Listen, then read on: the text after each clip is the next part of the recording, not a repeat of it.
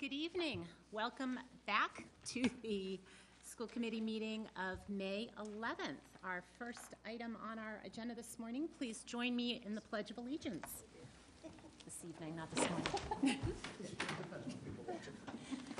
I pledge allegiance to the flag of the United States of America and to the republic for which it stands, one nation, under God, indivisible, with liberty and justice for all. Thank you. I have a couple of quick things that I wanted to share. First of all, right in front of your seats, you all have little green ribbon pins, presents from your new chairperson. The significance of the green pins. The month of May is Behavioral Health and Mental Health Awareness Month. The color is green. Our Rotary was gracious enough to donate these, and I would ask you to all wear them to our next meeting and tonight with pride. Okay. Second of all, I want to recognize the fourth graders from the North Intermediate School who were on Channel 5 yesterday for the Wake Up. And there's a very cute video floating around social media if you haven't had a chance to see it. It's quite cute. They were saying good morning from Fenway. So it looked like a pretty cool field trip. And then the other item, we have a pretty heavy agenda this evening, so just to keep everything efficient and smoothly, and so we're not here till midnight. Friendly reminder to all of us, please be recognized by the chair before speaking or commenting. That'll keep us moving right along. All right, I think our next item is the consent agenda. And I think the first one we ought to cover is the donation. Yes. Superintendent DeLay, if you'd like to share that with us. Absolutely, yes. Neil Ellis was able to, I think he was contacted actually by Comcast and asked if he was interested in perhaps looking over some technology that they were looking to dispose of and if we had any interest in it. So he checked it out and there was some really great stuff in there. I think switches and blades and servers, that type of equipment, not necessarily laptops or computers.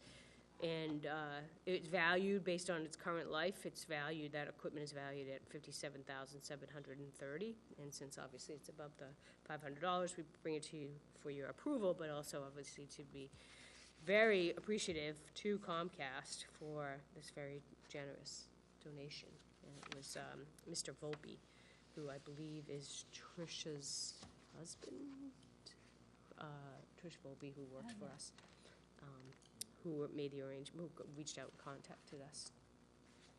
All right, great. Thank you to Comcast. That's a hugely generous donation.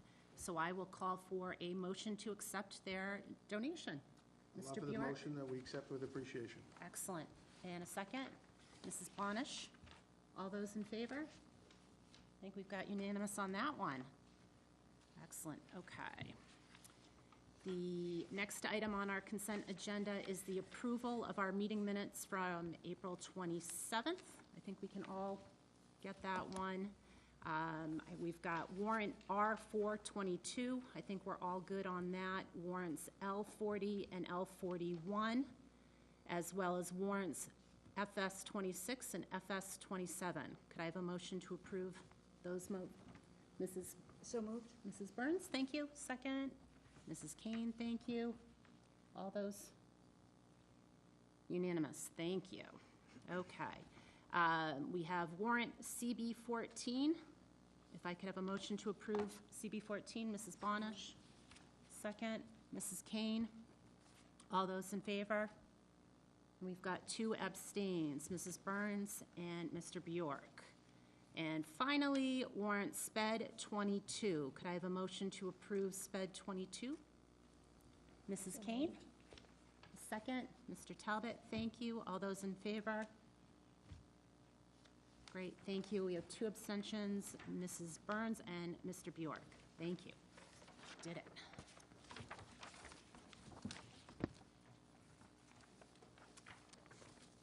Okay. Next, we have our super report that I look forward to every time, our student representative. Thank you. Well, I want to bring to your attention that last week we had a visit from John Morello, the author of I Am Dirt and Buckshot Words, and he made an appearance here at the WHS for an exclusive poem reading that many English students were invited to listen to during W2.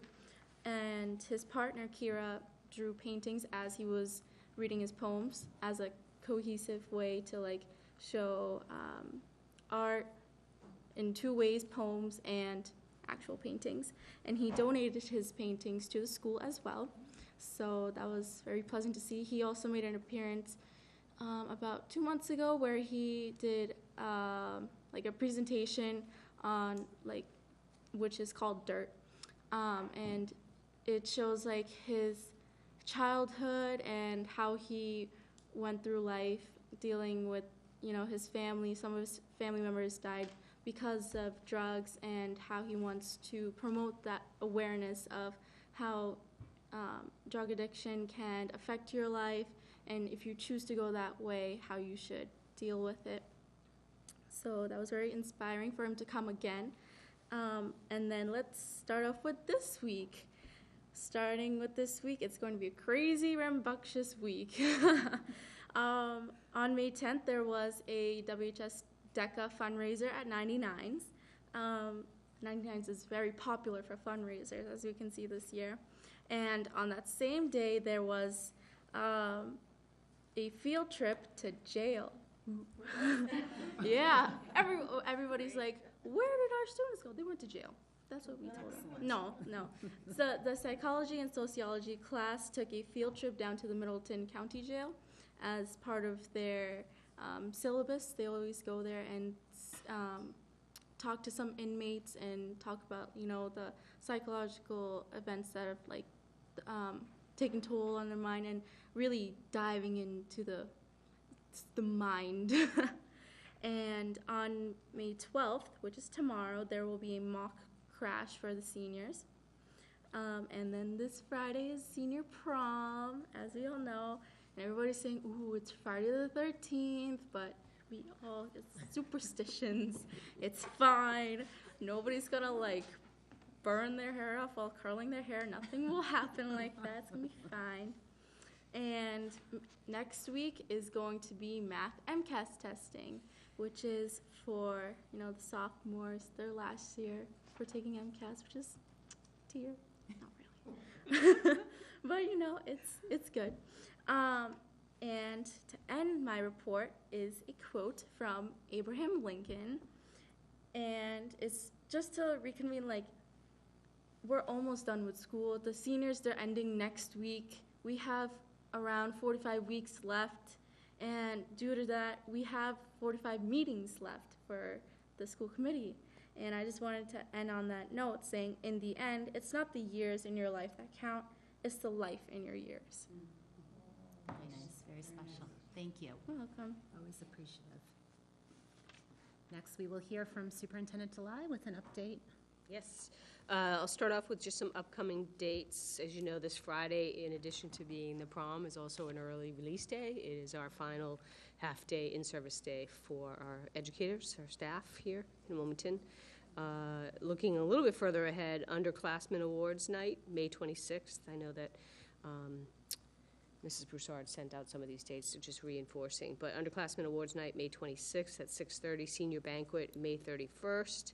Scholarship Night, June 3rd at 6:30, and graduation, June 5th at 2 p.m.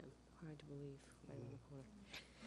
Wow. As you know, also, the Behavioral Health Fair is tomorrow. The day has come. It's tomorrow at Wilmington Middle School from 3 to 8 p.m. I am going to hand out to you, once I keep one for myself, the list of breakout sessions that we're going to be provided. I think you'll hopefully be very excited about all the different sessions that are here. I would like to acknowledge that we have Teresa Wiggins as a guest here, and she is one of our behavioral health providers that's attending the fair and doing a breakout session. She's done quite a bit of work here this year in Wilmington doing mindfulness training for students, but also doing some work with staff and doing some work around parent and family engagement, and actually she is the person who brought to my attention that there was this parent-family engagement survey through the Harvard Graduate School that we adapted for our use and issued that we're going to talk about today. So she's really here for that piece, no doubt. But these are all the breakout sessions, again, 3 to 8. We will have childcare available, lots of our high school students there on hand. We will be selling our pins that were donated by Rotary for a suggested donation of $5. And we have a number of different food items donated by local restaurants as well to sell to those who are there hungry. So Wilmington Middle School. And at the last meeting, I believe it was the last meeting before that, we talked a little bit, I mentioned that potential need to spot redistrict students from the Wildwood district to the Boutwell district if enrollment continues to increase.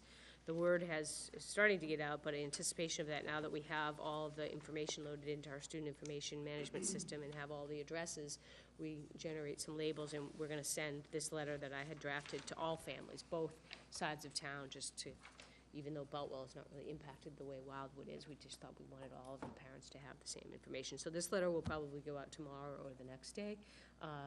We've actually already had a family that volunteered to be redistricted that knew that they lived very close to the line. So I think that we may be able to address some of this through volunteer movement. That's it for my report. Mr. Mullis? Quick question on this, and I apologize if it's already on here, but what happens, so if we redistrict someone, they go to the Shawshene, for example, do they stay within that district? They Okay, do. so they don't have If they to. go to the Boutwell, they will then go with their peers to the Shawshene to the west. Yeah. Thank you. Yeah. Seeing no other discussion on that? I have Nope. one question. Oh, Mrs. Bonish. If somebody volunteers who's not near the line, do they get a bus? That's a good question. I don't have an answer for you. I think we really were planning to start off with folks that were within the very close Yeah. proximity to the line. Typically, when people voluntarily, for example, there are times when we have students whose families move during the course of the year, and they're no longer in their assignment area, and we grant them the ability to complete the school year in that school and transition the following year. When that happens, we don't provide transportation. So I'm imagining that for consistency's sake, we would probably do the same. Okay, I think we are moving on to old business, and under old business tonight, we have 5 policies, actually 6 policies to consider. Our policy subcommittee met on April 11th and reviewed and discussed the policies. And then at our school committee meeting on April 27th, the following policies were presented for a first reading. So tonight, we are going to be considering those 6 policies as a second reading. We'll take discussion, if there is any discussion, and we will move to adopt those policies. Can I take these in order? Yes. Okay. Just a brief recap for the non-discrimination policy, an update to reflect that gender identity is now one of the protected classes, and we have a revised adoption date of May 11th, 2016.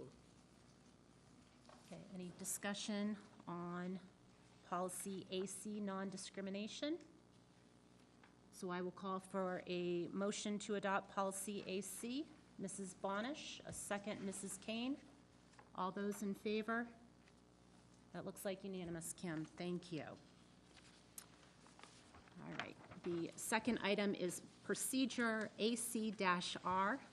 Yes, so this procedure basically is pursuant to the discrimination policy. These are the procedures that we would use in the event that there is a discrimination or harassment complaint or grievance received.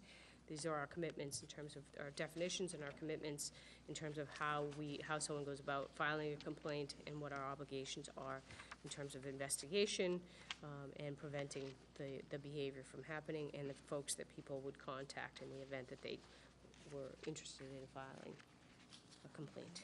There are also 2 forms in here as well, one that would be completed by somebody who was the complainant, and one by somebody who is reporting that they have observed harassment or discrimination. Okay, any discussion on procedure AC/R? Seeing no discussion, I will accept a motion to adopt procedure AC/R. Mrs. Burns? So moved. Mr. Bjork, second. All those in favor? Adopted, thank you. The third item is a second reading of policy JA/E, student policies goals. Yes. As you know, sometimes there are similar policies that appear in different sections of the policy manual, depending upon the group to whom it applies. So this is with respect to students, student policy goals, and again, this update reflects the fact that gender identity is now one of the protected classes, and it also revises the adoption date to May 11th, 2016. Great. Any discussion on that, policy JA/E? Seeing no discussion, could I get a motion to adopt policy JA/E? Mr. Mullis, thank you. Mr. Talbot, second. All those in favor? Looks like unanimous to me. Thank you very much. Okay, number 4, policy JJH relating to student travel.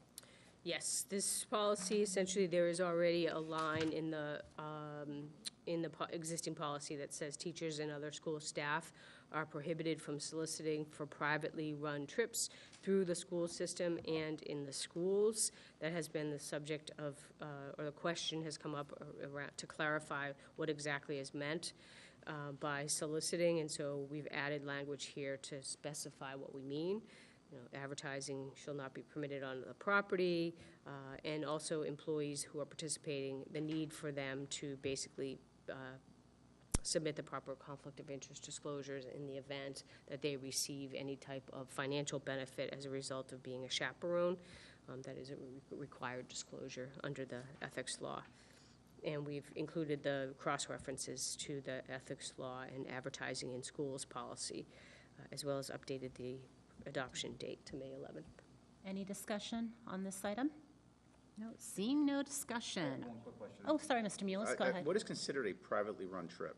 So this would be a non-school, so it's not a school-sponsored trip, but it might be an outside organization or an outside group that is providing some sort of a tour or a trip and offering it to students or students and family. It might be a parent booster organization, it might be an outside recreation organization, but something that's not sponsored by Wilmington Public Schools.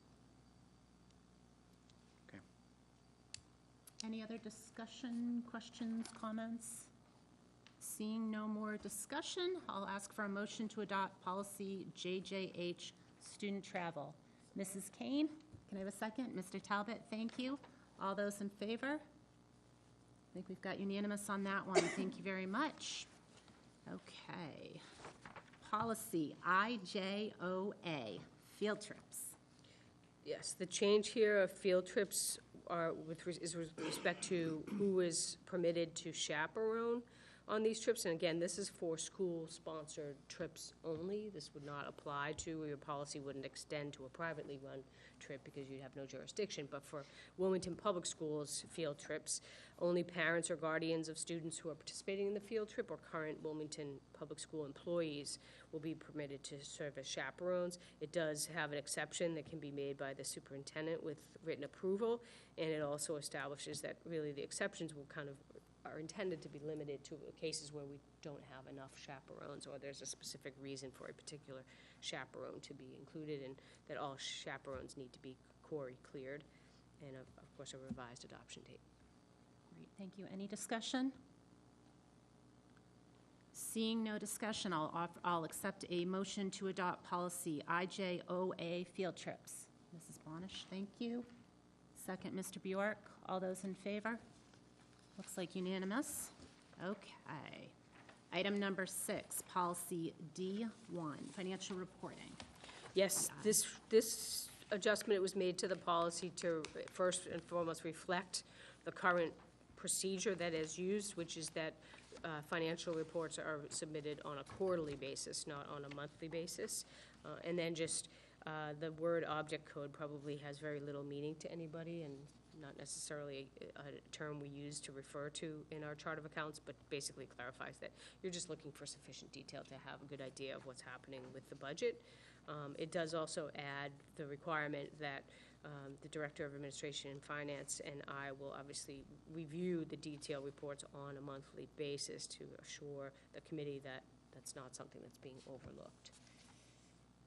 And a revised adoption date. Great. Any discussion? No? Okay. Seeing no discussion, I will request a motion to adopt policy DI, financial reporting. Mrs. Burns, thank you. Second, Mr. Bjork, thank you. All those in favor? Unanimous. Thank you.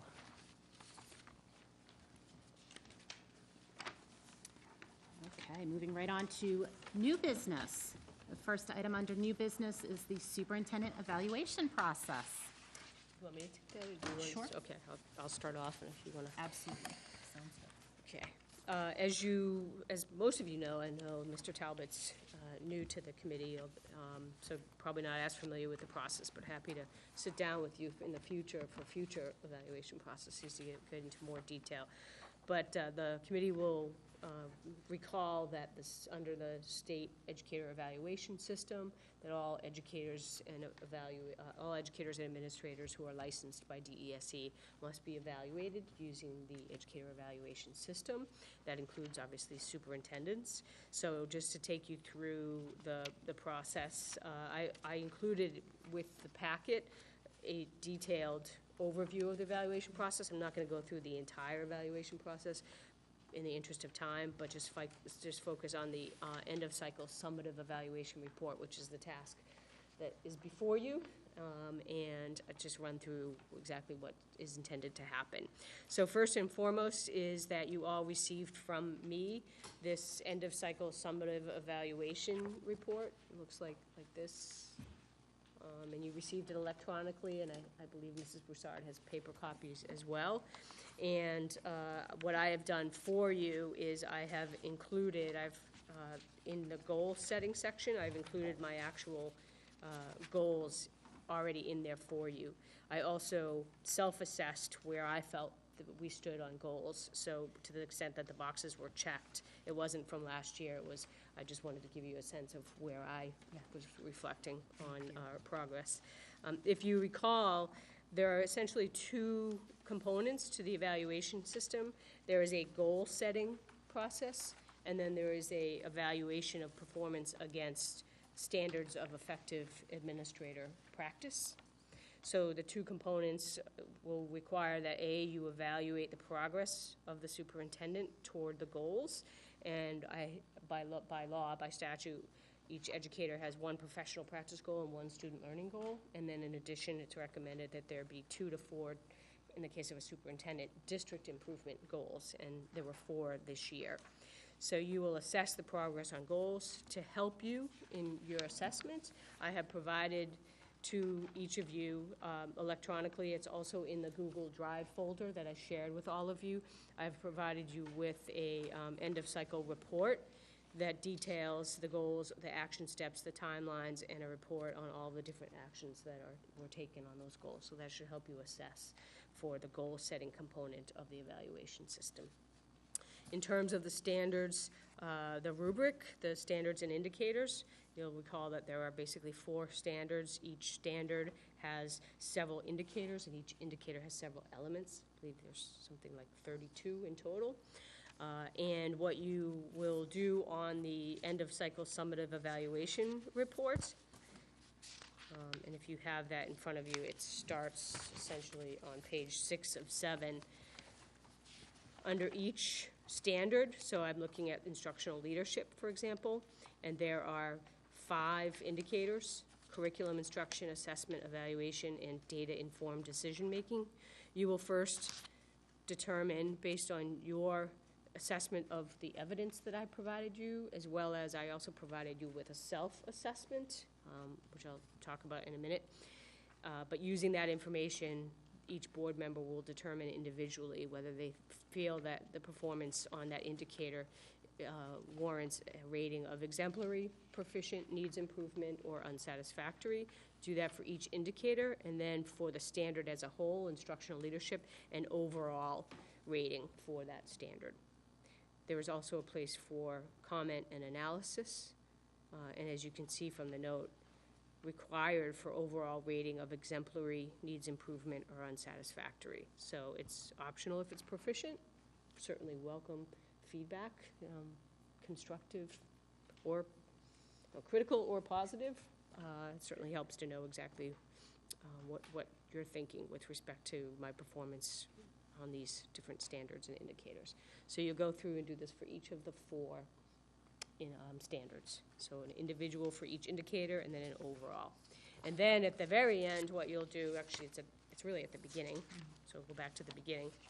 On page 2 of 7, you will transfer those overall ratings for each standard onto this sheet, and then you will give an overall summative rating for performance. Does that make sense? Okay. What I have provided you, just to kind of show you, is a copy of the rubric is in the actual Google Drive folder. But what I've done is I've gone through and I've highlighted as a self-assessment, not telling you to rate that, but as a self-assessment, I've highlighted those areas in terms of where I think the rating would be.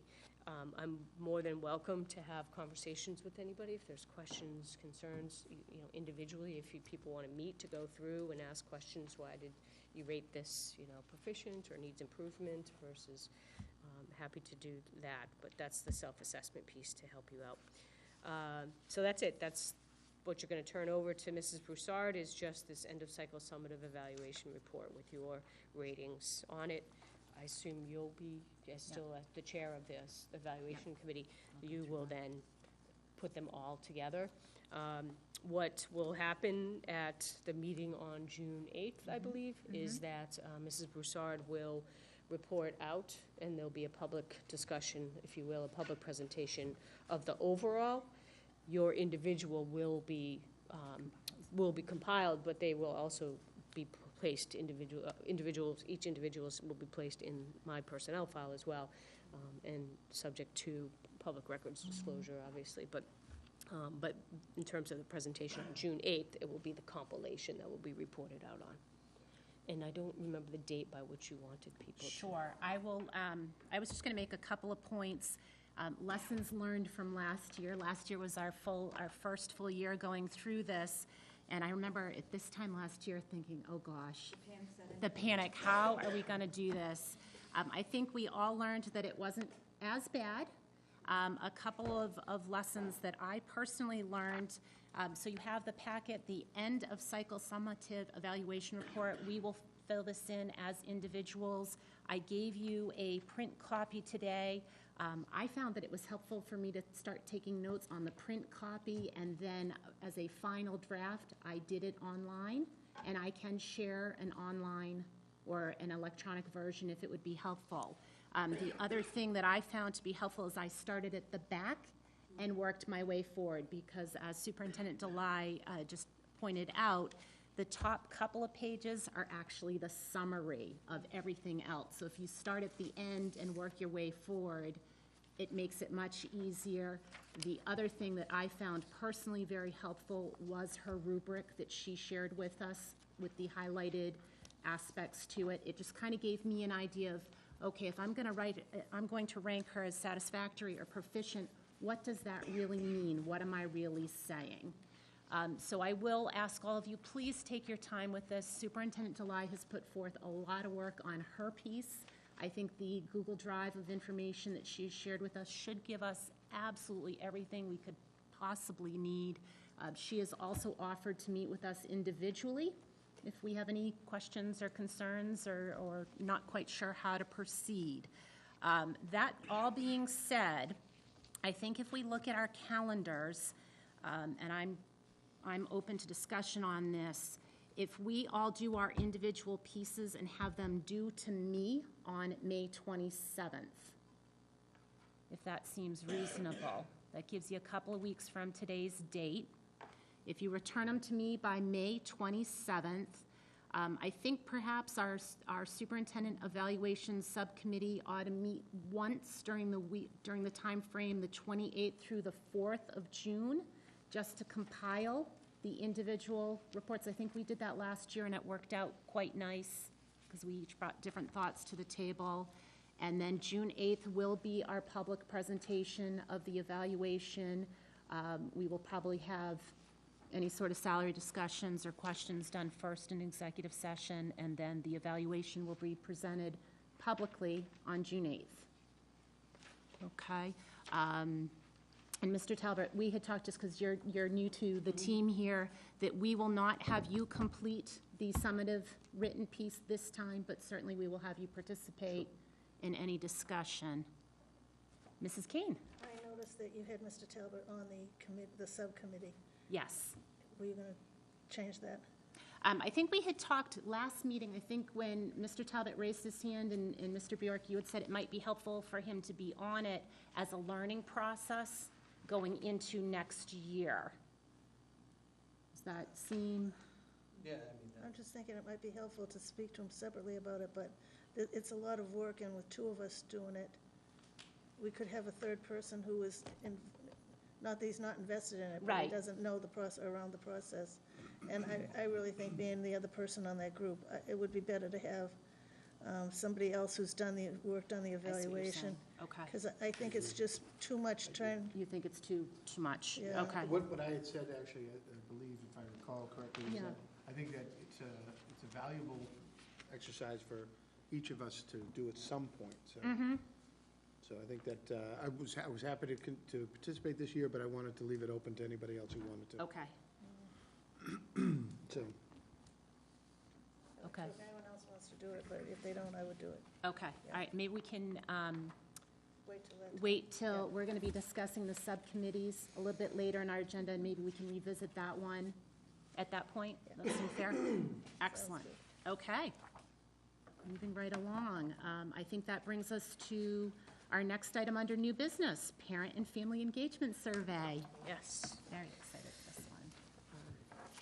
And we did, just as a point of reference, we presented these results to the District Advisory Council for discussion a few weeks ago, and the District Advisory Council, as we progressed through our meetings this year, seemed to have naturally just have landed on a focus of parent and family engagement.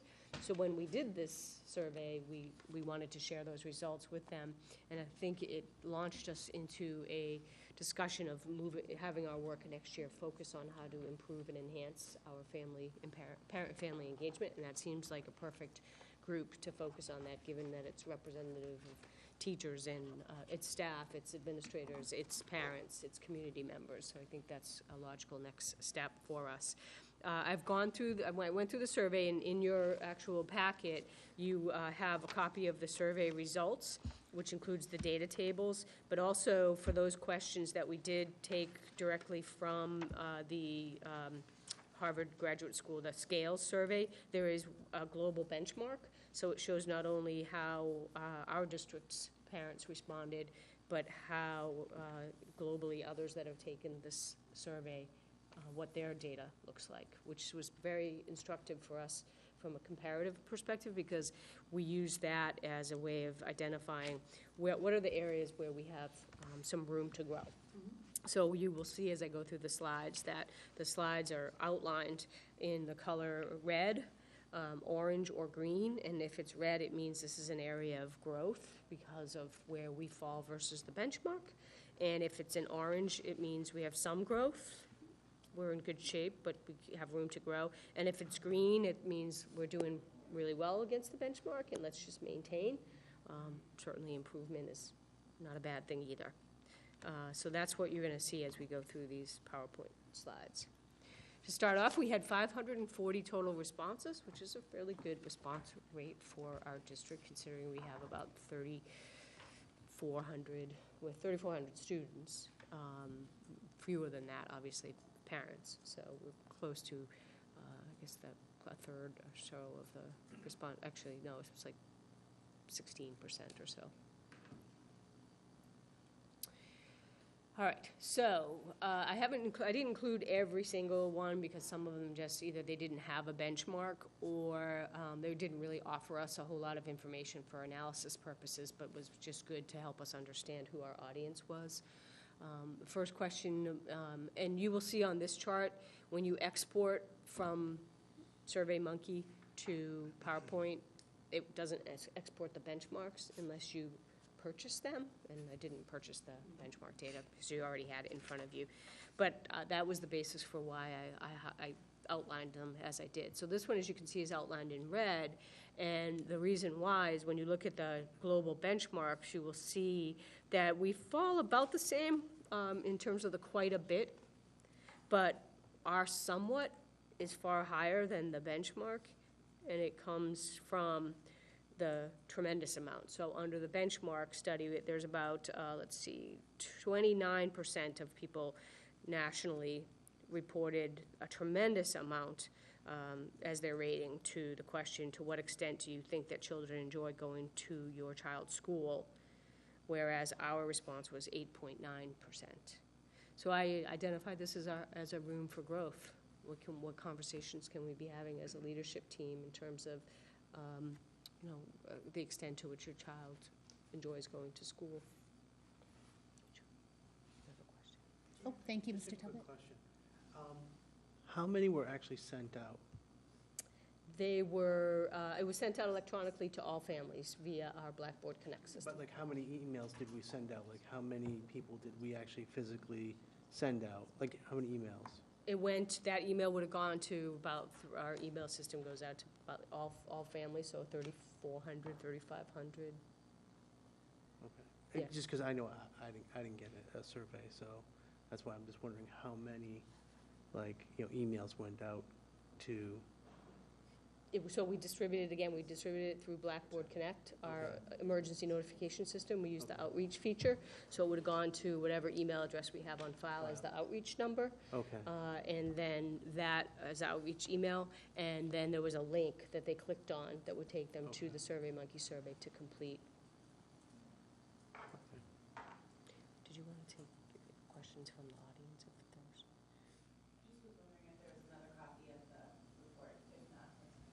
Oh, we have the, yeah. Oh, right here. Is there another one too? Oh, okay.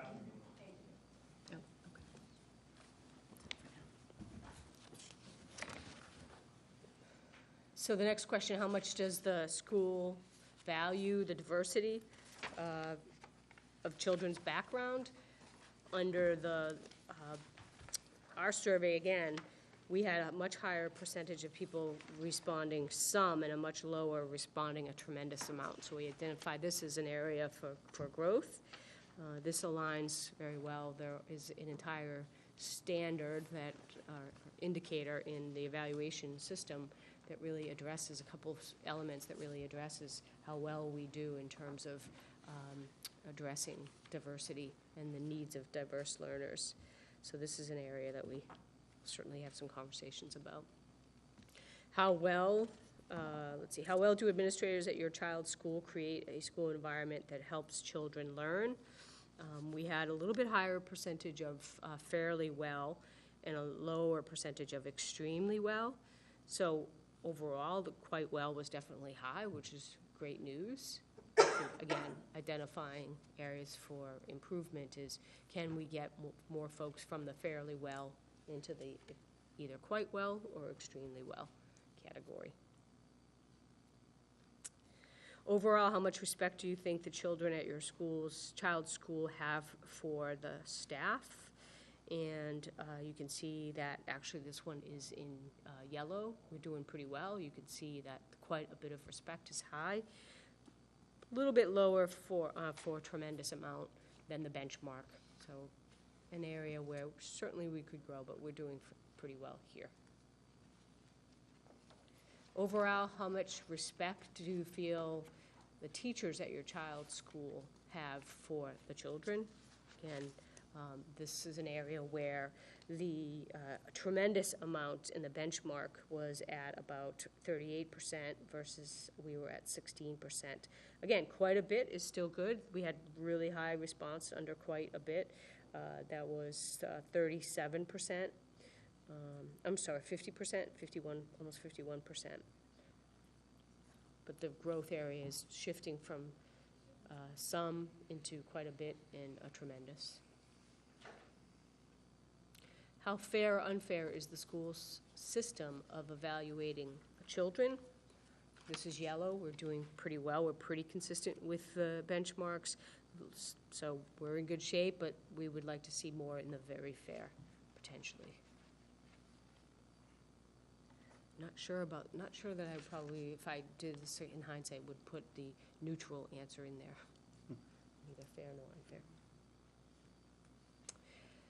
How much does this next set, that set of questions was really about school climate and school environment. These next set of questions really is about what may or may not hinder the involvement of parents in the school. So this is the engagement piece. So how much does a busy schedule prevent you from becoming involved with your child's current school?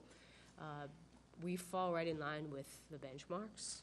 And we really, unfortunately, can't do a whole lot about people's schedules, but I think the fact that we are offering to opportunities that occur when it matches people's schedule is a good thing. I think one of the things that we have learned over the last few years is that to the extent that we offer multiple opportunities, including some during the day, that's helpful for parents and families, but also providing childcare is another way, or having an event where parents are in one location receiving some content or presentation while children are engaged in some other activity that's of interest and fun to them. So we'll continue to try and make sure that we incorporate those into our future meetings and presentations. How much do childcare needs prevent you from becoming involved with your child's current school? This is green because it aligns to the benchmarks very well. So we are really no different in this case. It's nice to see that, not at all is as high as it is. And probably get that higher by continuing to focus on the things that I had just mentioned. Transportation-related challenges, again, doesn't really seem to be an issue. I think because we have community-based schools, and while Wilmington is 18 square miles, it doesn't seem to really be an issue for people to get there. Although I have heard the traffic light might slow you down a little. Under the next, let's see, how much does the school providing little information about involvement opportunities prevent you from becoming involved with your child's school? On this one, it's yellow. A little bit more a little bit less of our respondents stating not at all versus the benchmark. So again, looking to perhaps shift a little bit from the somewhat and a little bit into the not at all. This is an area, obviously, if this is communication, this is an area that we can control and we do have influence over, so we want to make sure that we're providing information. One of the things we've talked about a lot is the value of the newsletter, whether it be the weekly newsletter or the bi-weekly newsletter. That's something that really we should standardize, that's something that folks can rely on for communication, a regular newsletter from their schools, and certainly try to do that at the district level as well through blogs and email notifications and such. How much does the school not making parents feel welcome prevent you from becoming involved with your child's current school? We are doing really well here, so that's nice to hear that people certainly feel welcome and that they a sense of belonging in our schools.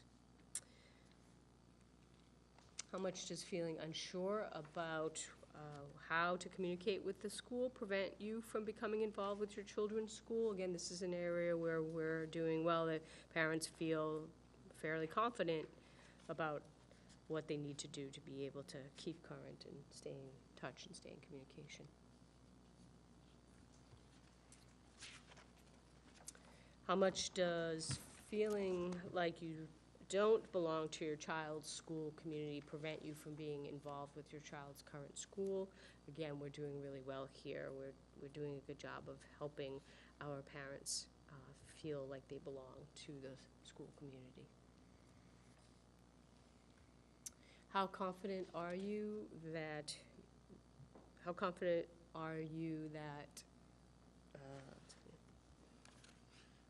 you can help your child develop good friendships? This is an area where we do pretty well with the benchmark, but our somewhat confident is a little bit higher, and our extremely confident is a little bit lower. So that is something that we feel strongly about in general, and something that through our emphasis on behavioral health and social emotional learning, that we certainly will be able to help at the school level in terms of them developing good friendships. But also, we need to do a good job of bringing parents and families into the loop around social emotional learning and sharing some of the things that we learn and some of the things that we teach students, so that they can reinforce that at home and learn as well, and reinforce and promote those positive relationships with friends. How confident are you in your ability to make sure your child's school meets your child's learning needs? Here, this one on the benchmark, we scored a lot lower on extremely confident, and our somewhat confident was much higher. So again, an area for growth for us is to provide the information that's necessary, or the training, or whatever we can do to help in terms of meeting the child's learning needs, and how they would communicate with the school around that if they feel that their child's learning needs are not being met.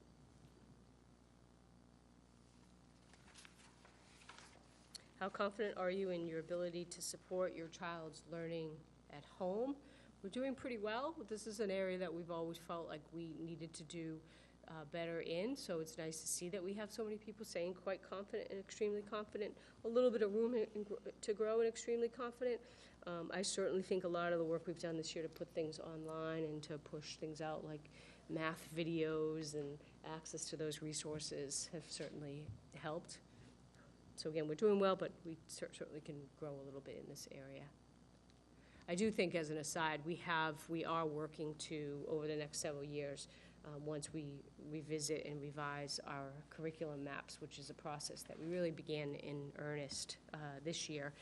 Once we have curriculum maps that are aligned to the Massachusetts frameworks, that we will be loading them into Aspen, and they will actually be available to parents to look at. So you will know what the scope and sequence is, and you will know if it's, October, here's the unit that's being covered, and here are links to resources that you can go to support your child's learning at home around this. How confident are you in your ability to help your child deal with his or her emotions appropriately?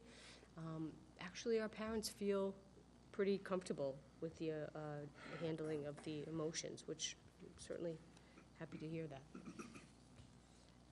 How confident are you in your ability to connect with other parents? Again, we line up pretty well with the benchmark on this question.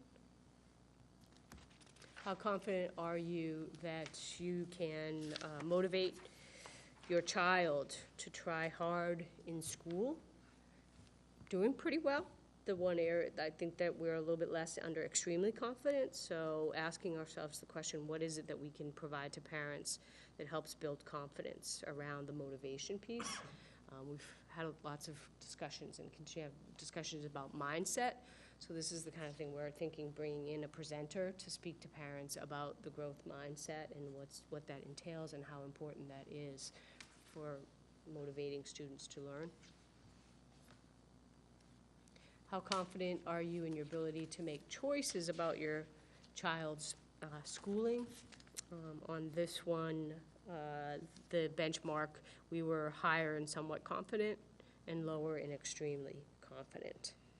So again, our room to grow here is in providing that information that will hopefully make parents more confident in this area.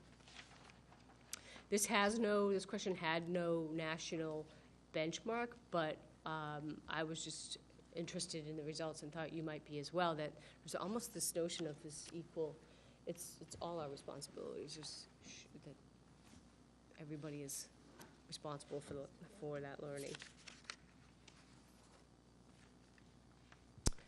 Who's primarily responsible for, let's see, for ensuring good communication between home and school?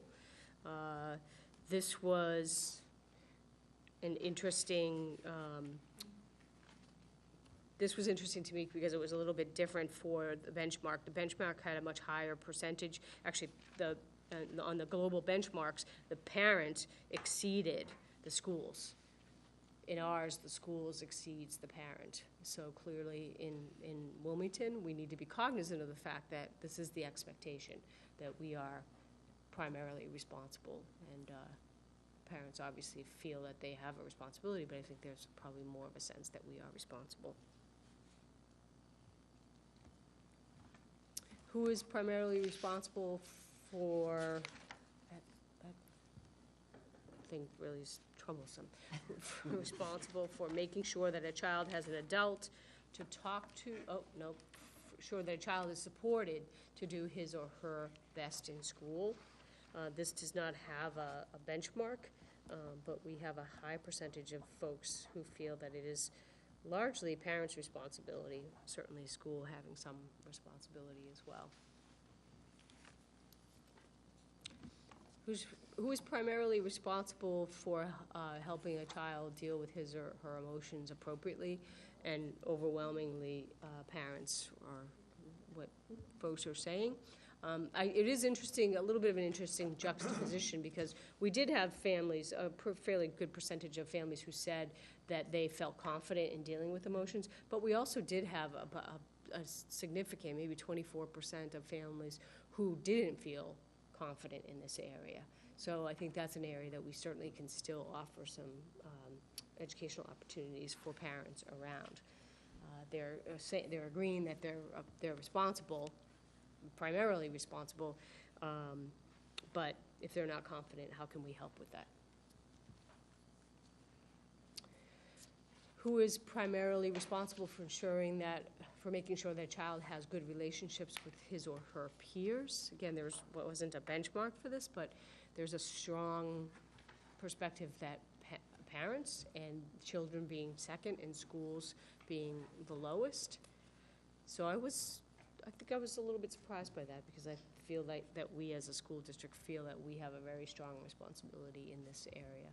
But again, a lot of it comes from the word primarily, that they feel it's their primary responsibility. Who is primarily responsible for making sure that a child's learning environment is safe? We would expect this result, and we certainly take this one quite seriously. This is the gender of the respondent, and so it would appear that a lot, and there was another question about what their role is that isn't here, but 83.74% of the respondents identified themselves as the mother in the family. So the moms were filling out the survey. In terms of income distribution, so the demographics, you can see that it would appear that the majority of folks filling out the survey were a little more affluent. The less affluent, maybe not. So that's a question for the future in terms of, are we using the right methods to reach out to our parents, all parents? Maybe making some assumptions here that we need to challenge with respect to how we best communicate and get the word out for something like this survey.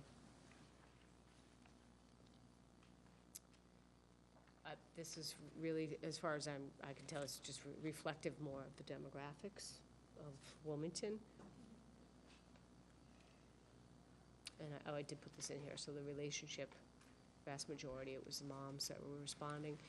This just demonstrates that the survey was pretty equally represented across all the schools. You know, Boutwell and Wildwood are our smallest schools, followed by North and West, then Shawshene and Woburn Street, and then the high school and the middle school are about the same size. So, and the distribution seems like there was equal representation by the schools, as you would, which is nice to see that we're getting that representation. Nope. So is it. Questions, comments, thoughts? Any takeaways from this? Mrs. Burns? I have to just piggyback on what Superintendent Delay said, was that it certainly shows those areas of the district that we can certainly improve upon, find out where our weakest links may be. But I also, I think, took away the insight with regards to the roles that parents see us playing as well as themselves in in the role of their children, and how we can continue to foster that family involvement. I think that's the biggest piece, is keeping the families involved in the learning process, and just tag teaming and bringing that to the community as well. You know, just, it's not just the families, but the community. Sure. I think that's kind of my biggest takeaways from the results. Thank you. Mr. Mullis? One of the, I don't know if we showed it, the education level, the people that responded to the survey, pretty high percentage of college and graduate school. For So I don't- demographics. Of the demographics that will actually answer the survey, so. I don't know if that's a demographic that Wilmington would have, or just demographic that responded to this particular survey. I think that's pretty high up, especially on the graduate school. The graduate school, yeah, that struck me as being high. It wasn't a benchmark to compare to, but that struck me as being relatively high. Don't know that overall as a community that 30% of our parents have a completed graduate school. It seems high to me.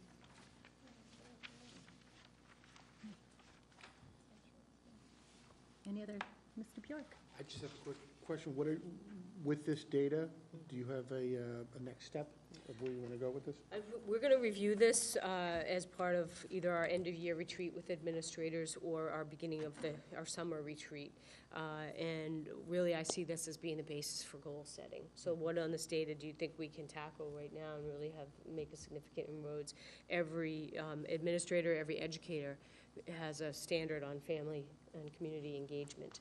So I think this data will help guide their goal-setting process to say, this is what I'm going to do to address this particular need. So I think, and the District Advisory Council as well, what do we want to tackle on here? What can we be doing differently?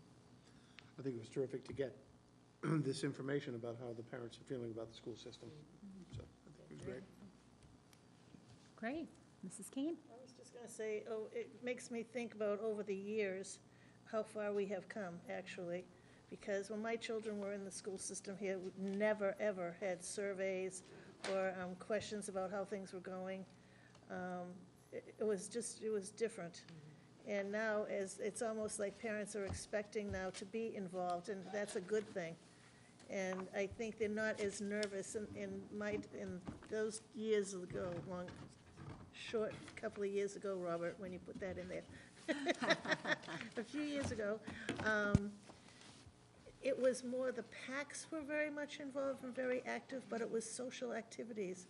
And it wasn't as focused on how children learn, what they learn, what the curriculum should be. And so we are really making good strides, I feel, in here, and it's good to see. We didn't have Survey Monkey back then either. Oh, my God, I'm complimenting something that's technology. All right, Mrs. Kane. It's wonderful. It was a great survey, very, very interesting. Yes, it was really helpful. And it was nice to have those benchmarks to see. Sometimes, often absent a benchmark, you really have no idea. And it was able to give us some guidance on where can we possibly look to make some changes and grow and improve. One of the conversations, and I know Mrs. Broussard is aware because she was at that meeting, that we talked about at the District Advisory Council that really impressed me was that we spend a lot of time focusing on sort of the more formal ways to engage parents and families, so whether it's open house or ice cream socials, but we don't necessarily focus enough on the informal ways. You know, that phone call home every once in a while, that note card that you send home that said, Johnny did something really great today, here it was. You know, you don't want that first parent phone call to be Johnny melted down and threw the scissors across the room or whatever is happening. You want there to be that same positive reinforcement, just like we're trying to give positive reinforcement to kids. So I think as a group, we were talking and we'll continue to talk about what are some of those informal opportunities that we have for engaging parents and families. Great.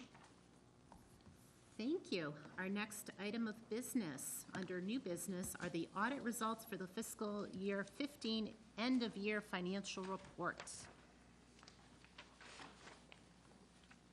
I am going to turn this over to Mr. Ruggiero. I will just say, as an overall, that this is an extremely time-consuming process to put together this end-of-year financial report each year. It is very laborious. There is a lot of information that we need to report to the state on our expenses, all the way down to the school level, across multiple different function codes and object codes. And to do that and it's required that the auditors come out and they review. They're not reviewing or auditing our expenses, they're reviewing how well we reported and how well we're tracking our expenses for reporting purposes. So, I'm kind of stealing his thunder, but you did it, and I've done it in the past, so I know just how taxing it is.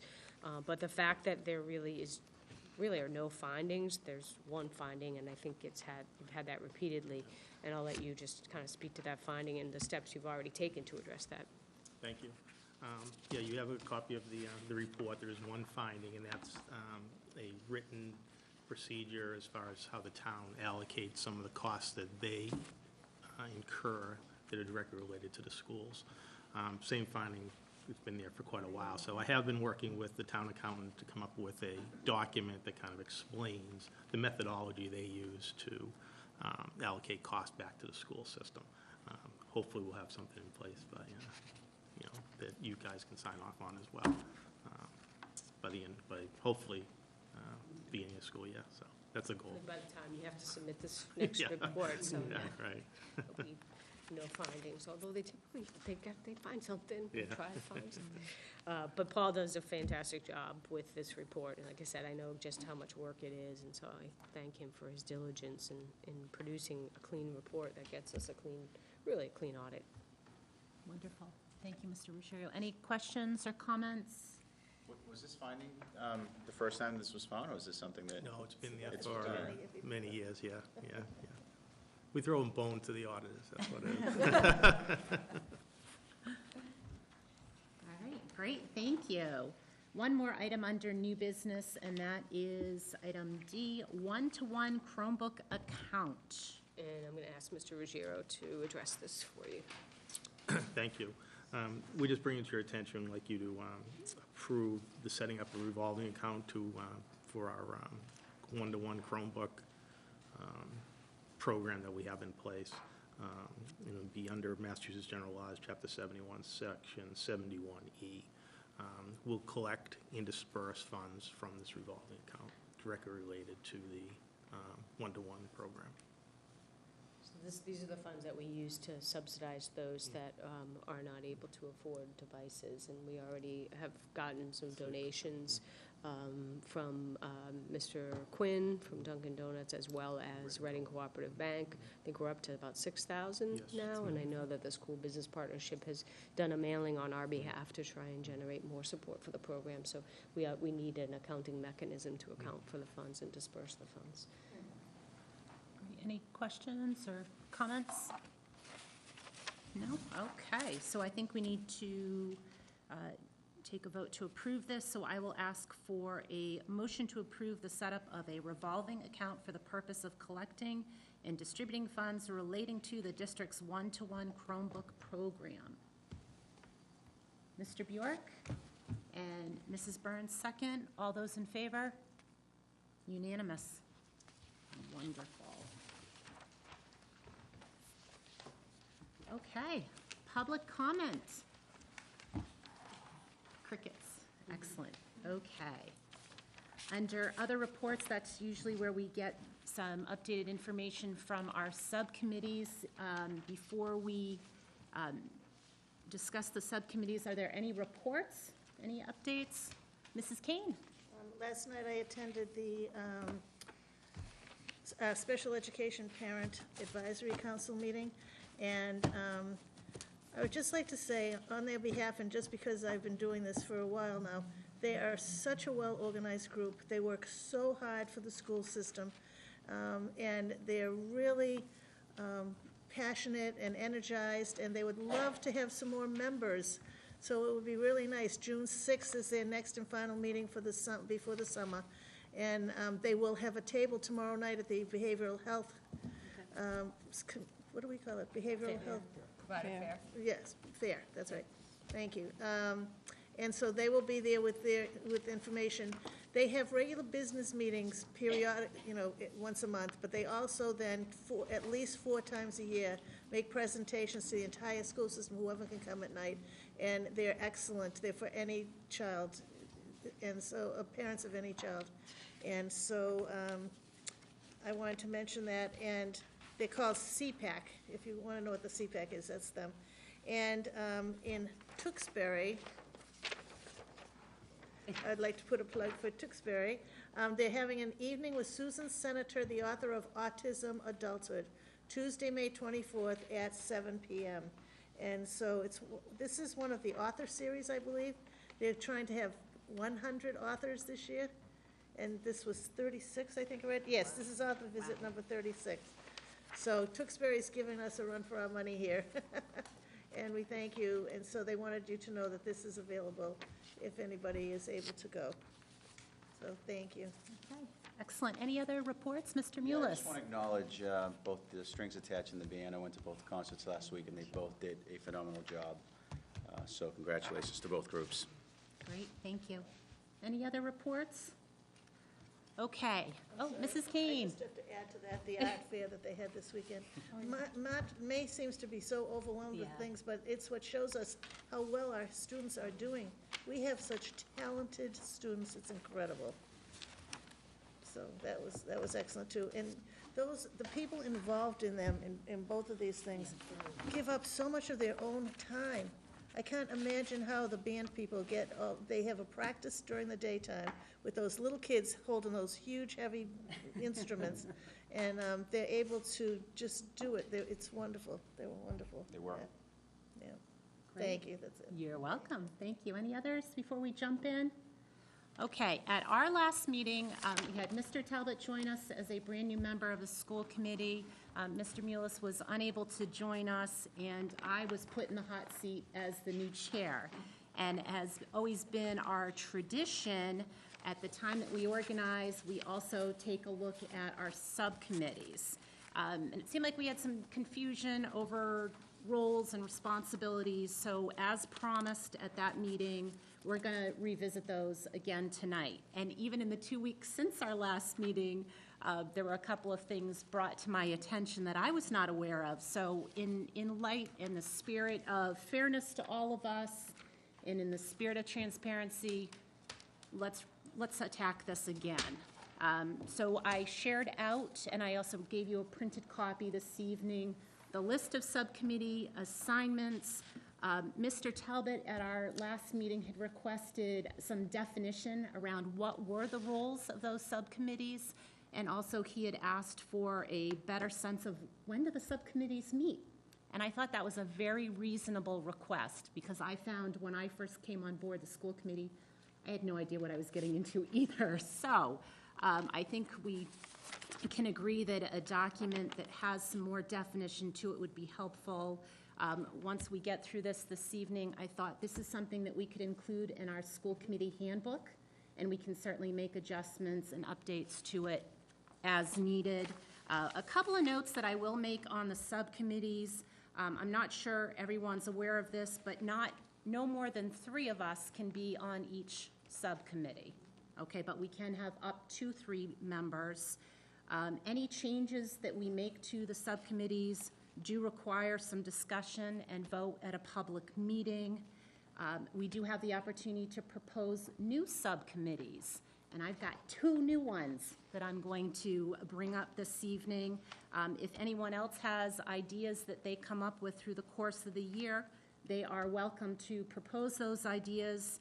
Certainly bring them to the chair and the superintendent, who will place it on an upcoming meeting agenda for us to deliberate and vote.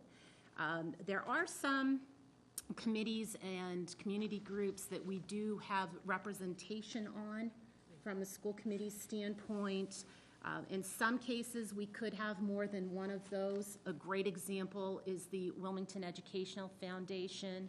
We could have more than one school committee member on that. I'm putting in a plug for them right now because they could use all the hands they could get.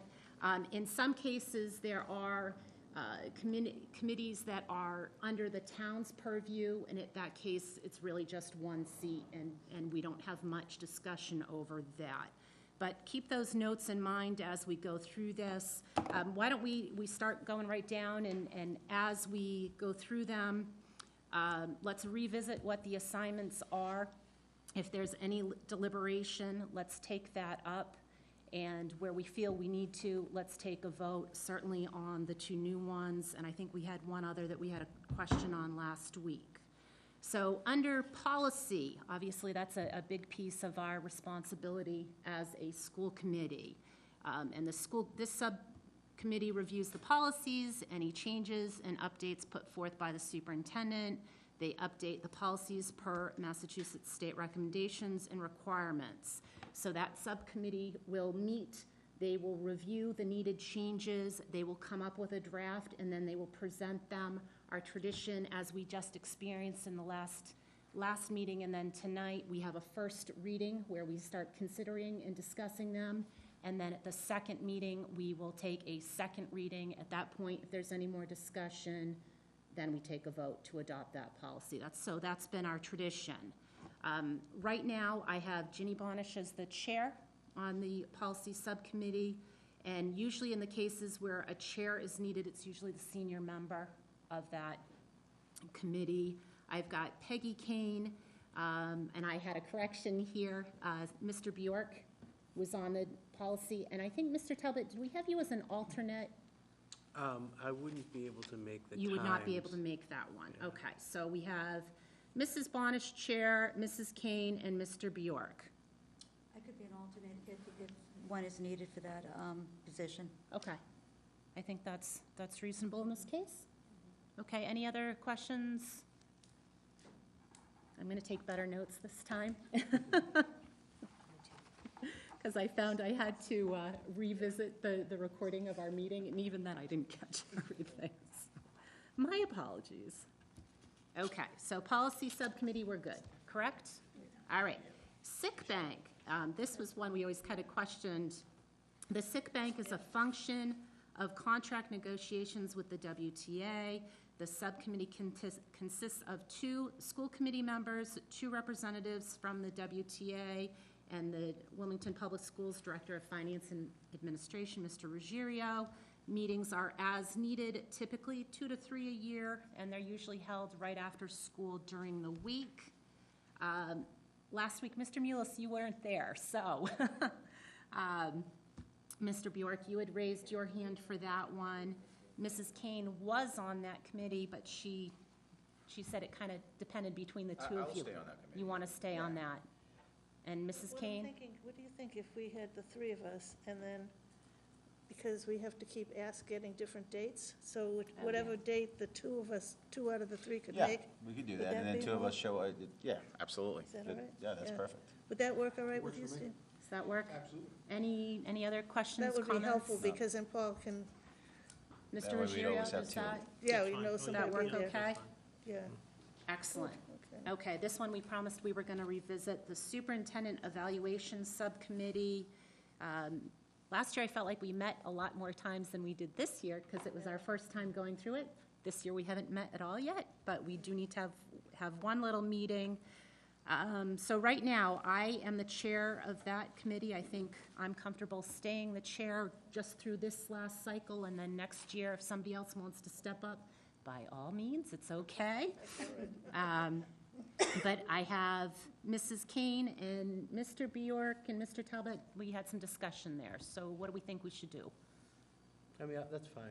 I'll step down. Okay, you're okay with that? And Yeah, then yeah. we're going to tap you on the shoulder for next year. You're Sure. on deck. Absolutely. Okay. All right, Now, so, so yeah, I'm certainly willing to serve unless somebody else wants to take have a turn at it. You know what Mrs. You Kane. know what I find? The problem is that so many of these are during the day, and everybody who's working is having a really hard time doing it. And so I think if people, the one that's the best for them who work, we should take that on them. I think we're doing that now. And I'd be glad to fill in any place And I think Steve's saying the same thing, basically. He can come sometimes during the day more easily than other people, and you can, but Yeah, you're the chair, so that would be a last resort. okay. But I think this is, as long as everybody's all right with it. Okay, so for this cycle, as we're going through the end process, why don't we keep it? I will be the chair, Mrs. Kane and Mr. Bjork. We have Yep. one meeting we need to get together to compile everything. I think we talked about somewhere between May 28th and the final meeting, the actual presentation. At this point, I'm flexible as to timing, so we can figure that out amongst the three of us. Okay. The school committee representative or representatives to the Wilmington Education Foundation Board of Directors. I am currently on that. I will make a note for school committee participation on WEF. We cannot vote on the financial items, but we can certainly participate fully in all other manners. And I have found it a great group to be part of. They do meet monthly through September through June, so through the school year, mornings at the Roman House. Okay, it's usually, what is it, the second Tuesday of the month, I think it is? Okay. Any other takers? I know the timing might be kind of hard. A note I will make is even if you can't attend WEF's meetings, by all means, they can use the help when you can be there, so, okay. So for now, I guess I will stay and continue with that. I will share out information at our meetings, and if there's opportunities to participate and get involved and help out. I think that's a great idea, Julie. If you Okay. don't mind. Okay, great. Everybody cool with that? Excellent. Okay, school committee representative to the Wilmington Public School Wellness Advisory Committee. And the responsibility here is to attend those meetings and report the activities back to the school committee. The Wellness Advisory Committee typically meets monthly during the school year, and we think it's usually weekdays after school. I know, Mrs. Kane, you had raised your hand, and Mrs. Burns, you did, but it depended on the date of the meeting, if I'm remembering correctly. I guess the day, and that was, you were gonna have to get back to me as to what the idea. Wednesdays at, Wednesdays, and it's after school.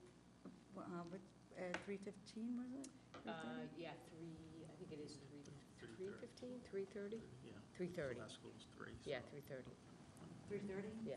Is it a particular Wednesday, or does it fluctuate? Yes. You know how, like, the second or third Wednesday of the Right. month? You know, Yeah, it is a regularly scheduled meeting on a particular, yes.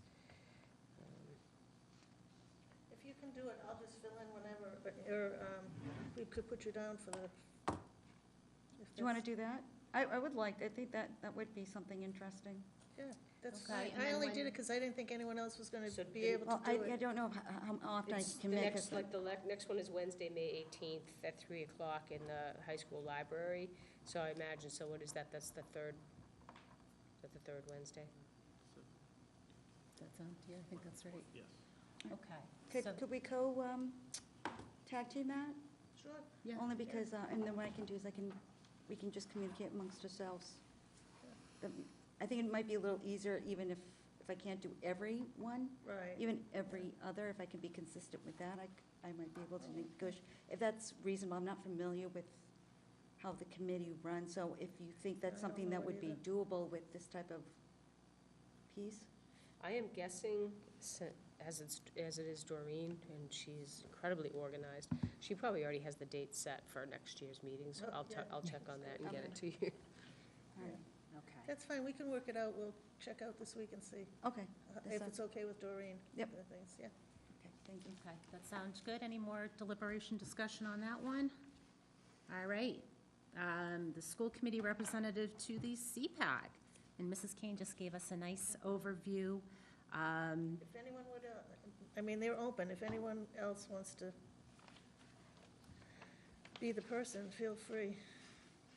But I do enjoy it. It's good. It's interesting. And there are some guidelines for us all to be aware of regarding school committee participation on the CPAC that we Yes, need to pay can find that attention again. to. There, because the CPAC is actually a subcommittee of our of committee. us. Okay.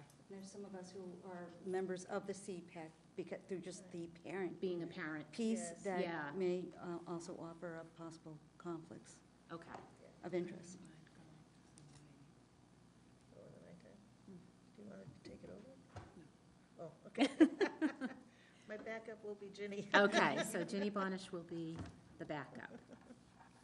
Okay, excellent. Moving right along. See, my goal was to try to get us done before the lights went out on the parking lot, but I'm not doing as well as I had hoped. Okay, the executive session minutes, that has traditionally always been held by the chairperson. I guess that's me, with backup from Kim. Okay, the school committee representatives to the high school building committee. This is a committee that we believe will be disbanding pretty soon. In my mind, it makes sense to just keep it as is, to see the work through. And we have Mrs. Kane and Mrs. Bonish that have been covering that for us. So I think, unless there's any, I don't see any reason to change that at this point. Okay, legislative representatives. We had some question on this one the last time, and I think it might have been about the role and responsibilities. I think the purpose of this role is really to provide informational updates to the school committee regarding state and federal government activities concerning issues that relate to public education. I do think that it's important to point out that any proposed action, whether it be letter writing or advocacy or visits to representatives and senators on the behalf of the school committee, really requires some deliberation and a vote taken at public meeting. Any discussion? Mrs. Burns? I have a statement I would like to read briefly. Over the past almost 5 years, it has been my pleasure and honor to serve this school committee in the role of legislative representative. It is also my hope that I may continue to serve the board in this capacity, and would like to share with you just some of my accomplishments over the past 4 years. In my first year of service, with the assistance of Representative Gordon and the support of Representative Maselli and Senator Tarr, we orchestrated a sit-down meeting with Commissioner Mitchell Chester to discuss the growing concern over the proposed park testing tool. Represented at this event were school committee members from other communities, a superintendent, and teachers who lent their voices to the discussion and who appreciated the opportunity to do so. This was very beneficial for our state representatives, who are happy to have a broader understanding of how park could potentially impact student, teachers, and education in our state. In addition to this, and with the approval and support of this board and superintendents, I've also been active in writing several letters to both our state and federal representatives and voicing our concerns on the safety of our schools, students, and staff in light of the multiple school shootings our nation has faced and continues to experience.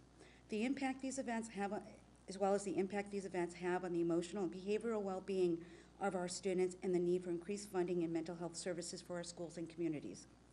I've also been an active participant in meeting with legislators regularly and advocating the need for additional state funding for our schools and programs that we hold dear in this community, such as providing full-day kindergarten at no cost to families. The foundation budget, Chapter 70, and circuit breaker funding are only a few of several additional line items that continue to be at risk for inadequate funding each year within the state's budget, along with unfunded and underfunded mandates, of which also threatens to impact our district. Because of these efforts, I not only have been allowed to address our needs and concerns with those who can and have helped us make a difference within our district and community, but I have also been able to build upon and form a stronger relationship between our district and the State House, of which I'm very proud of. I've also had the pleasure of your support in being appointed the representative delegate at 3 annual MASC conferences. In preparation for this, I've always done due diligence to research the topics that will be discussed at the delegate assembly and how these items could potentially impact our district. By bringing this information forth to the committee for discussion, in conjunction with the superintendent's input, it has been my hope that it has lent my fellow members a broader understanding and discussion of the actions before them, and has contributed to the decisions we ultimately made. With that said, it is my belief that I have demonstrated through the achievements that I've just stated, as well as those I didn't touch upon, my continuing dedication to this board, district, and community that I serve, not only as an active and transparent school committee member, but also in the role of a legislative representative. Mrs. Prasad, as chair, I want to be clear that I respect, recognize, and support your authority in the appointment of members to subcommittees. And I humbly ask for your consideration with the support of this board in allowing me to continue in this role that I've given much time and effort in keeping it an effective and viable role. Thank you. Mrs. Kane?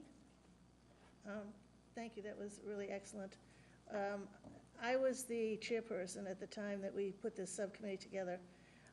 I can't believe it was 5 years. I don't think it was 5 years. But in any case, we put it together because we thought that it just might be something new to try, and we put it together as a trial, not as something forever. We had thought that we would see if that worked for us. For the most part, it did work for us until we had a misunderstanding that I think we still disagree about. And the bottom line is, I'm not sure that there are any other boards that have this kind of position.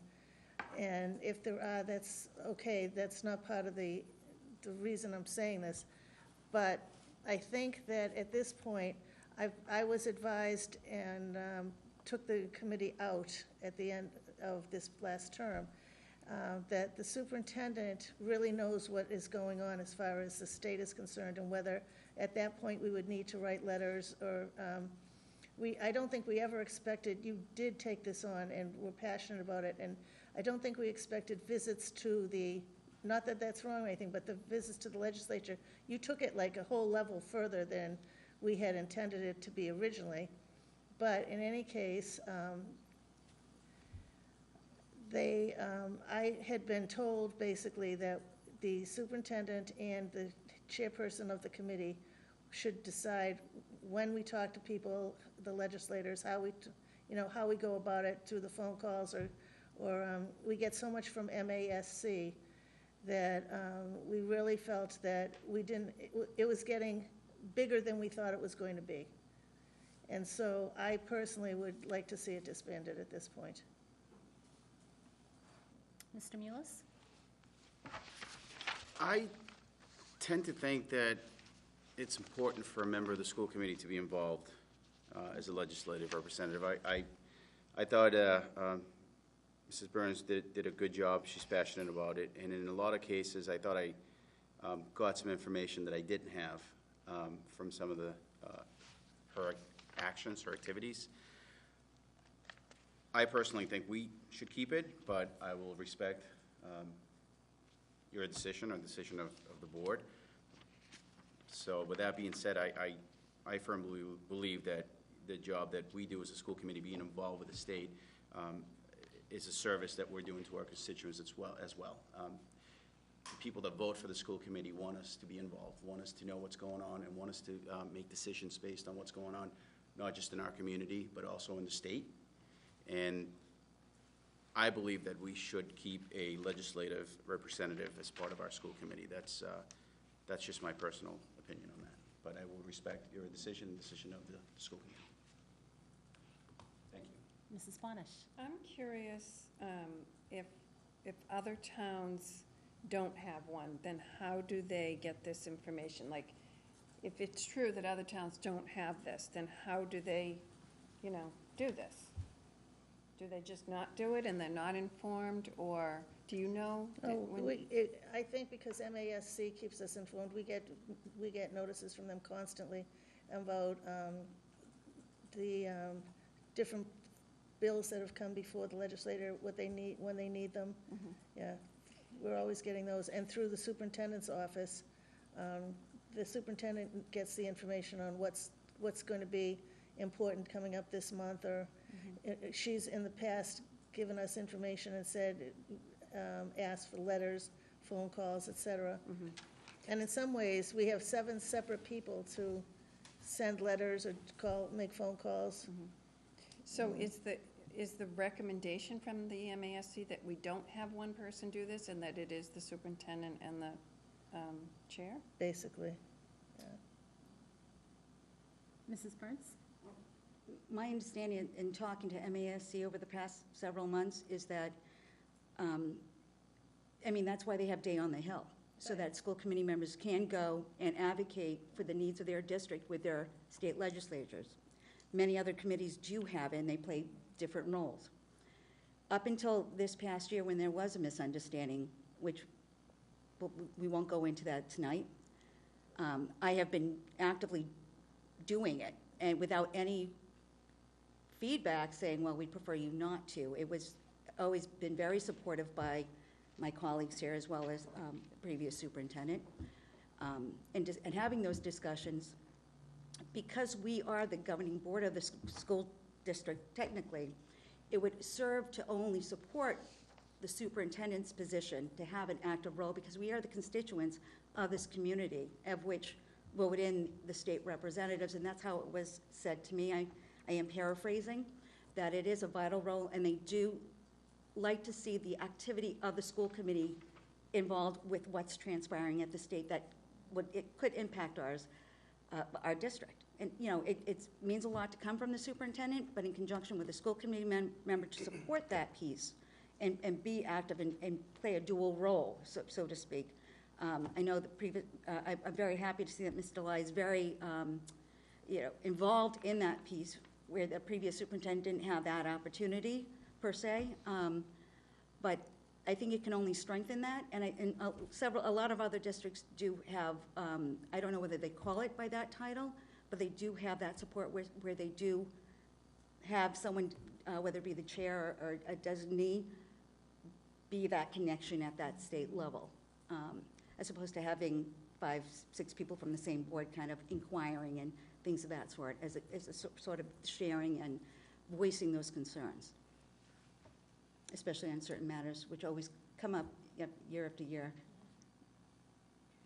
I think I just want to say one more thing. I think you made it pretty clear, too, that anything that's written or said or brought up has to be talked about and approved by the school committee. So that's one way of making sure that we're being represented in the right direction. And, you know, we talk about a misunderstanding, everything that happened. I hope we can move forward from that and have a dialogue regarding this, how important I think it is, and getting information directly from someone that's in the school committee on a personal basis, whether it's a phone call or telling us in the school committee meeting what was learned or what information we may have. So, like I said, I personally thought it was a good thing for us to have a representative. I got a lot of information from it, and I certainly hope we keep a representative to this legislative committee.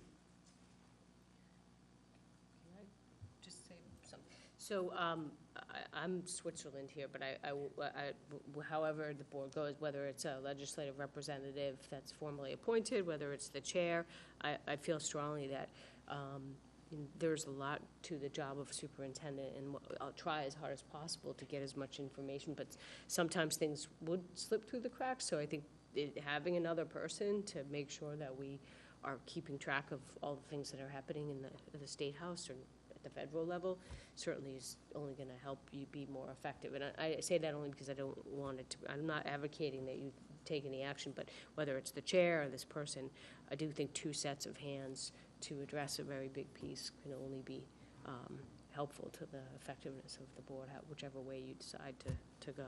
I appreciate the help. Okay. Anybody else? I guess I will share.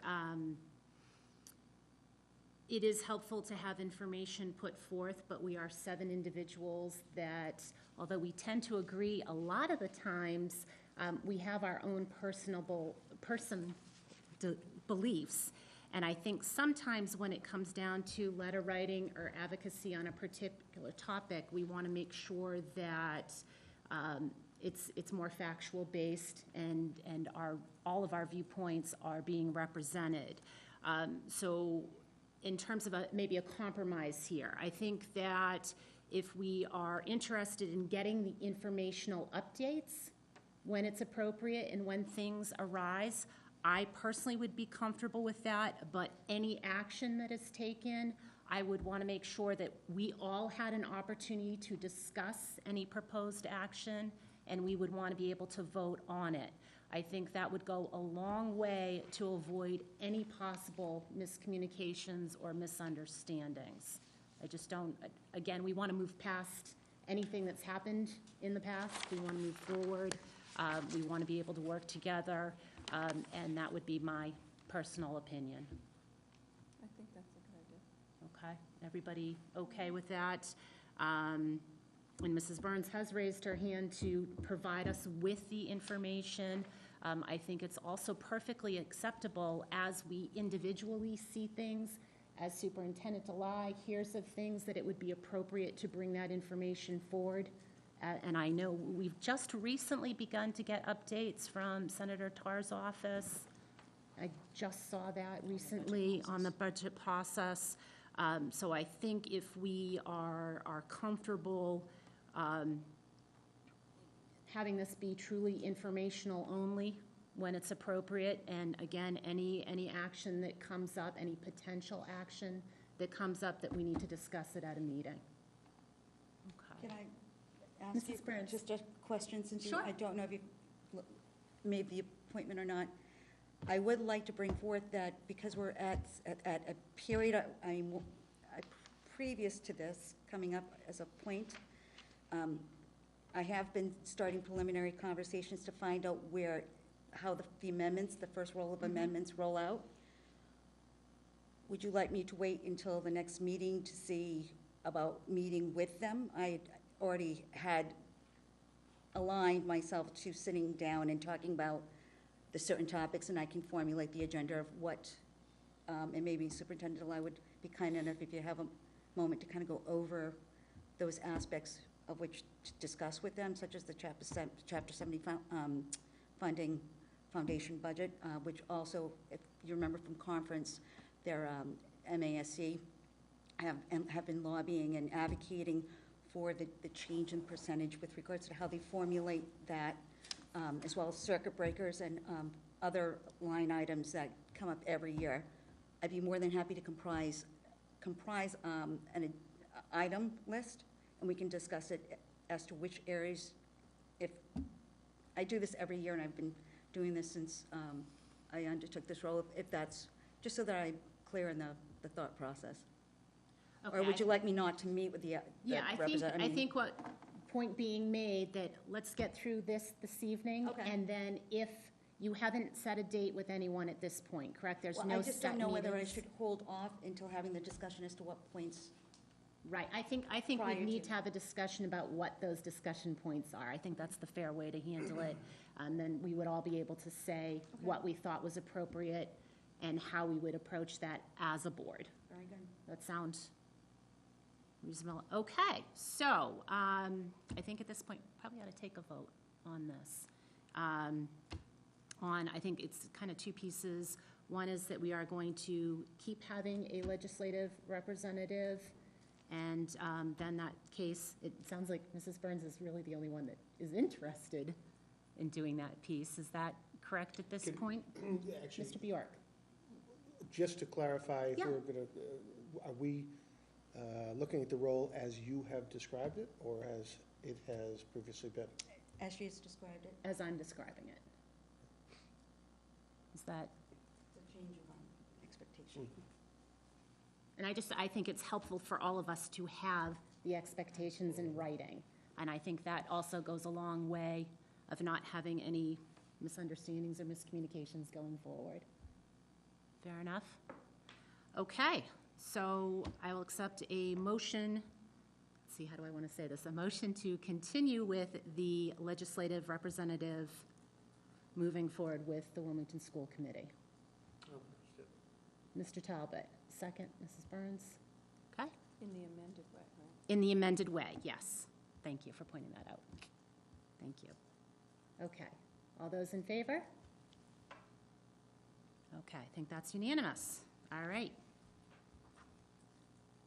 So the next item on here is the school committee handbook, and we called it handbook/protocol.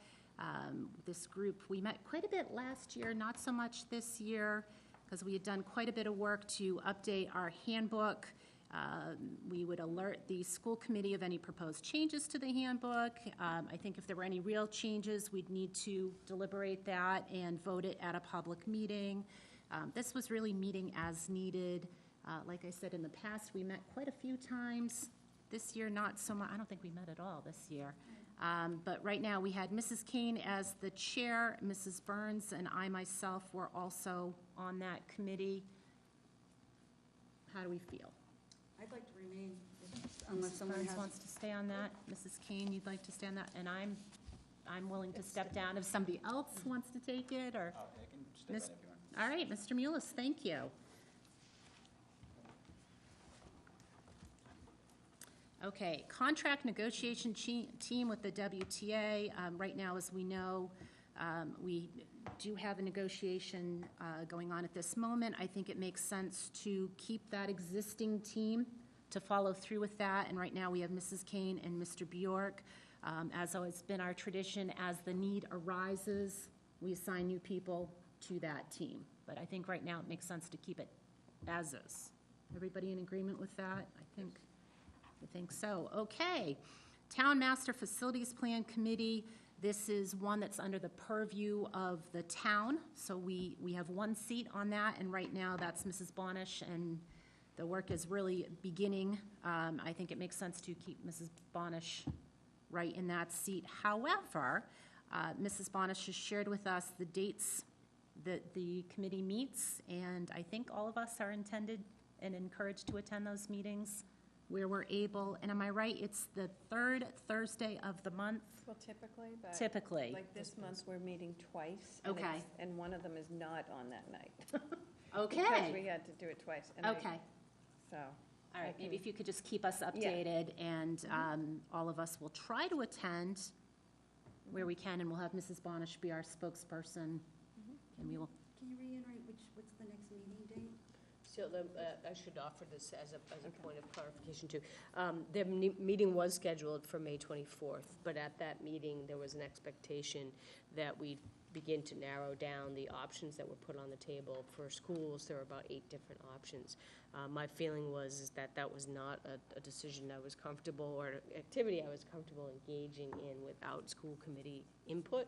So the next opportunity for that to happen would be May 25th. So we've reached out to the consultant to come to the school committee meeting to do a presentation, so you're able to ask questions and engage in a dialogue about the options, and then we can decide which ones as a group that we feel we would want to move forward with. So they're going to reschedule that May 24th meeting, Oh, very good. and I'll let you know when the date is. Great, thank you. awesome, okay.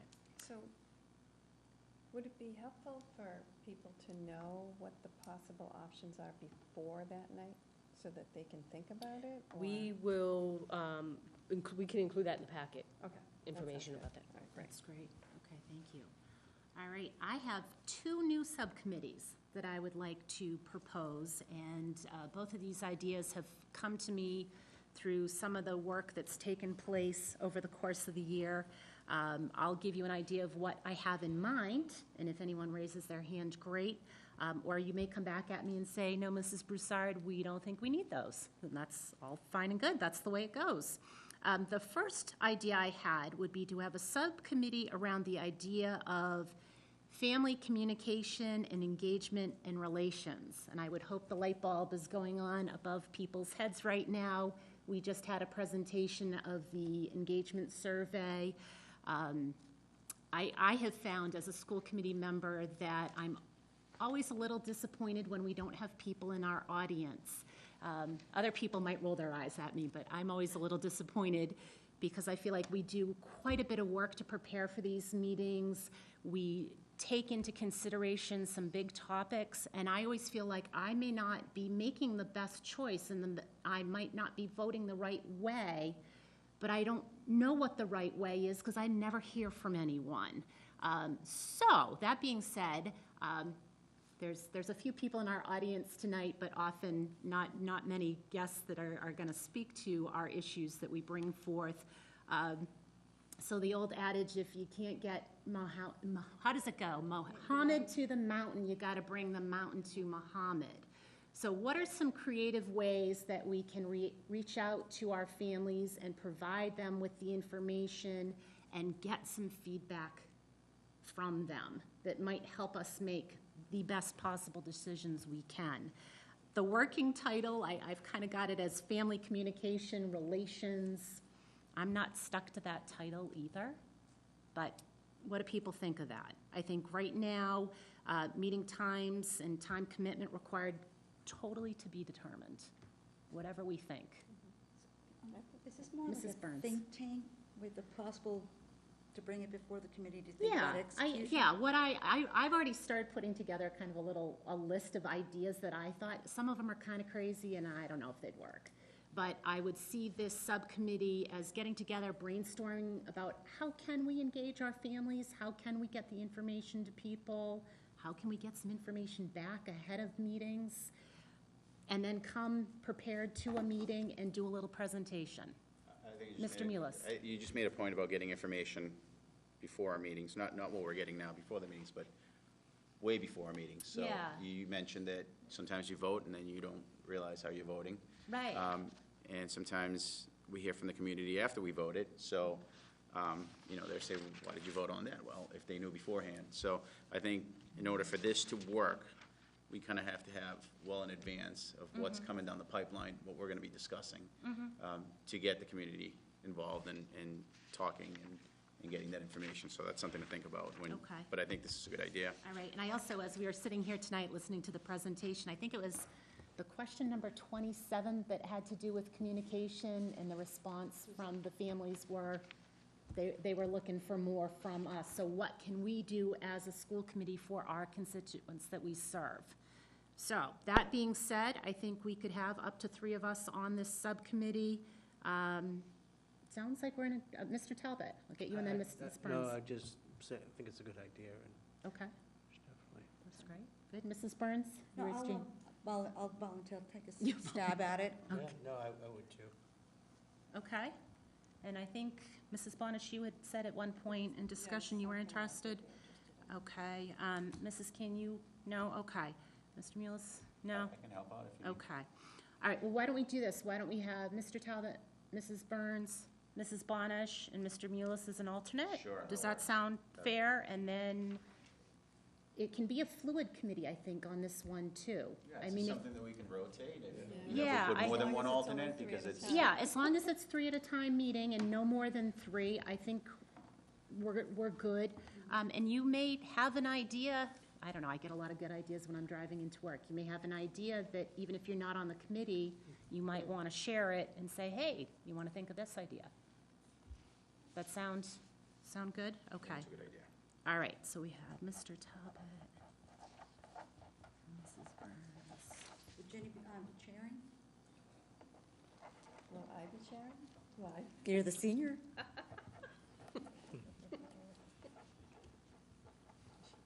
I say that very whimsically. I don't think, okay. All right, I'll let you guys figure out who's going to be the chair, how about that? Okay, all right, and I'll be happy to share my list of ideas. I think And that's a great and you can starting either point. just rip up the list, or Do you, you want to be on it? I have plenty to do. I come up with the ideas. I don't need to actually implement them, but no, that would be totally fine, okay. Do we think we need to take a formal vote, or do we think everybody's kind of shaking their head, we feel good about this one, so. Creating the committee. Okay, all right, and then my second idea, and this I need to flesh out a little bit more, but this past year, we conducted a school committee self-evaluation, and we committed to doing that annually going forward. This past year, we did it through SurveyMonkey, and I think I was the one who then took a look at the results, analyzed them a little bit, and presented them as a group. I think we had a small discussion. I think there's more that we could do with that.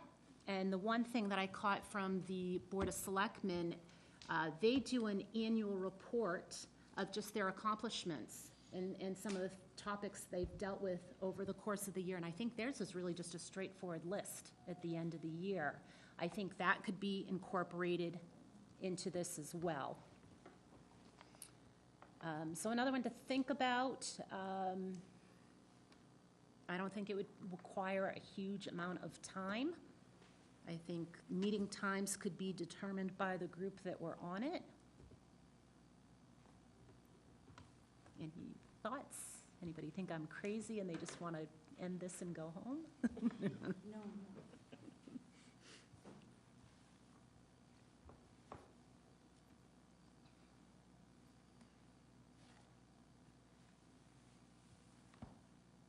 Do we need to think about this one a little bit? Yeah, okay. That's all right, I'm not offended.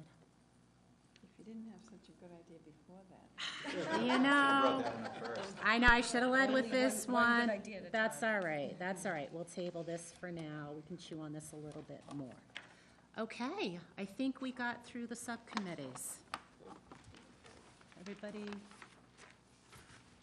think we got through that. Okay. Correspondence, any correspondence? No formal correspondence from our secretary. Okay, I have a little something I'd like to share.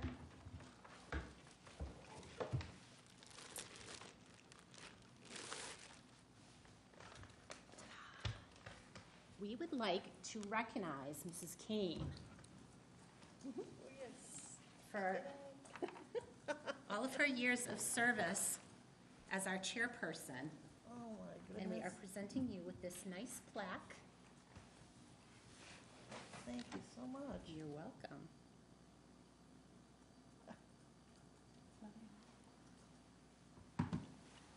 Oh, my goodness, that is such a shock. Thank you so much. You're welcome. Thank you for everything that you've done. Look, you got your gavel back. Is that my gavel? I hope we have a new one for Julie. Thank you so much. You're I really welcome. appreciate it. I did not expect that at all. That's very nice. That's fantastic. Yeah, it's beautiful. Well deserved. Very much Oh, so. thank you. Yay! Very nice. Thank you so much. Wow, I will enjoy that for sure. Excellent. Well, thank you. Okay, future meeting dates and agenda items. We have an upcoming school committee meeting on May 25th, and then we have one on June 8th. I just want to reemphasize a couple of dates that Superintendent Delai has already mentioned this evening and was part of that great big list I sent out. Traditionally, there's some end-of-the-year events that we as a school committee make every attempt to attend, to show our appreciation for all the work that our students do. The first one being Thursday, May 26th, the Underclassmen Awards Night. That's 6:30 at Wilmington High School. If we could all try to make every attempt to be there. I have always found it interesting, now that I've been on the committee for a couple of years, it's fun to see the progression of the kids. June 3rd is the Senior Awards Night, and that's also where a lot of the scholarships are distributed. Really some wonderful, generous amounts that go out to our kids. June 3rd, that's at 6:30, also at the high school. And then the final event would be June 5th, graduation, 2 o'clock at the high school. Okay? Any other dates that we should be aware of? All right, with that, I will call for a motion to adjourn. Mrs. make a motion. Burns, So moved. second? Excellent. Let's punish Mrs. Kane, everybody. All right, all those in favor? That would be unanimous, Kim. Thank you.